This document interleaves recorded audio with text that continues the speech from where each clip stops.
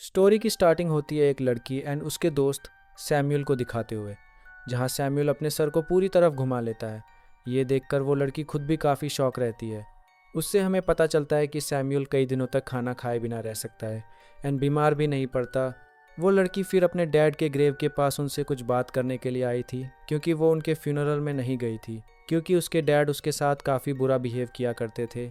इसके बाद उन दोनों को एक रेस्टोरेंट में दिखाया जाता है, जहां खाना लेने के बाद जब वो दोनों अपनी सीट की ओर जा रहे थे तो उस लड़की का ध्यान सैमुअल से बात करने पे था, जिससे वो एक आदमी से टकरा जाती है और उस आदमी का खाना उसके कपड़ों पे गिर जाने की वजह से वो उस पर चिल्लाते हुए बोलता है कि तुम्हें क्या दिखाई नहीं देता।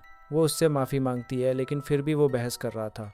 तभी वहाँ का एक वर्कर उसे शांत करता है, जिसके बाद सैमुअल एंड वो लड़के अपनी सीट पर चले जाते हैं। लेकिन तभी सैमुअल अपना सर पूरा पीछे घुमाकर उस आदमी को देखने लगता है, जिससे वो आदमी पूरी तरह से शॉक हो जाता है। कुछ देर बाद वो आदमी अपने घर आ जाता है। घर के अंदर दिखाया जाता है सैमुअल को, जो कि उसी के पीछे बैठा था और अपना सर घुमाते हुए उसी को देख रहा था, लेकिन आदमी के पीछे मुड़ते ही वो गायब हो जाता है। फिर उसे अचानक से किचन में अजीब तरीके से उड़ते हुए दिखाया जाता है एंड इस बार वो आदमी उसे देख लेता है। वो चिल्लाते हुए बोलता है कि तुम मेरे घर में क्या कर रहे हो, निकल जाओ यहाँ से। लेकिन जब सैमुअल अपना सर फिर से घुमा देता है तो वो आदमी डर के मारे एक चाकू लेते हुए उसे घर से बाहर जाने को कहता है। सैमुअल उसी के पास आता है, जिसके बाद वो आदमी चाकू से उस पर अटैक करता है, लेकिन सैमुअल की बॉडी पर उसका कुछ भी असर नहीं होता और उसका हाथ सैमुअल की बॉडी के अंदर पूरी तरह से जाके टुकड़े टुकड़े हो जाते हैं।